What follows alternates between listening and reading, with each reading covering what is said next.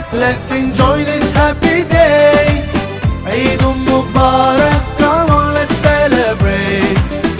Hello everyone, আসসালামু আলাইকুম। ঈদ আয়োজনে আমরা সবাই।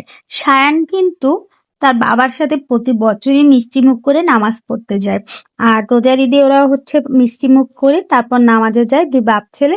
সো সায়ান আর সায়ানের বাবা এবারও মিষ্টি মুখ করে গিয়েছে, সাথে ছিল শারিয়ার মামা। শারিয়ার মামা এবছর আমাদের সাথেই ছিল।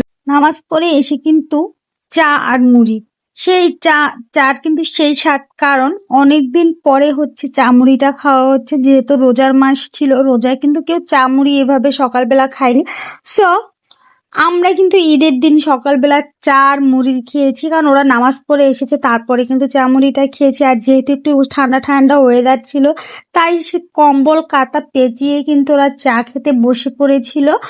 তো সব মিলিয়ে কিন্তু ভালোই ছিল। আর আমি কিন্তু এখনো রেডি হতে পারিনি, চা মুড়ি খাচ্ছিলাম। তো চা মুড়ি খেয়ে আমরা চলে যাব আমার বাবার বাসায়। তো এরই মধ্যে ছুয়া এবার তো সাজুগুজু করেই নিচ্ছিল, সে ব্যান্ড নিয়ে বসে আছে, কারণ তার সাজুগুজু যেন শেষই হচ্ছে না।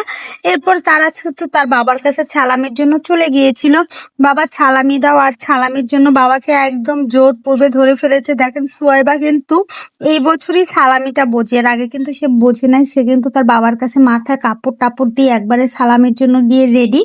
তো তাকে যখন সালামি দিয়ে দিয়েছে, সে চিন্তা করেছে আমি একা কেন নেবো, দাদাকেও তো দিতে হবে। সো তার টাকাটা কিন্তু সে দাদাকে দিয়ে দিচ্ছে, কারণ বাবা বলল যে দাদাকে দেবে, কিন্তু তার কাজ হচ্ছে না, সে দাদাকে দেবে। সো তার বাবার থেকে সে আবার সালামি নিয়ে নিয়েছে। বাবার থেকে সালামি নেওয়া হয়ে গেছে, এখন সে মহা খুশি। দুই ভাই বোনই খুশি, কারণ দুজনই সালামি পেয়েছে। আর তাদের ঈদ সালামি শুরু হয়েছে কিন্তু চাঁদ রাত থেকেই, সোহাগ মামা থেকে শুরু হয়েছে। সবাই মিলে এখন কিন্তু আমরা অটো করে যাচ্ছি আমার বাবার বাসা। আর ওদের কিন্তু নানার বাসা না গেলে পেটের ভাত হজমই হচ্ছে না। সকালবেলা ঈদটা কোনো রকম বাসায় করেই কিন্তু নানার বাসার উদ্দেশ্যে রওনা দিল। সো হাসি খুশি ভাবেই চলে যাচ্ছে একটা অটো। আর বৃষ্টি যেহেতু ছিল, বৃষ্টির মধ্যে যাচ্ছে।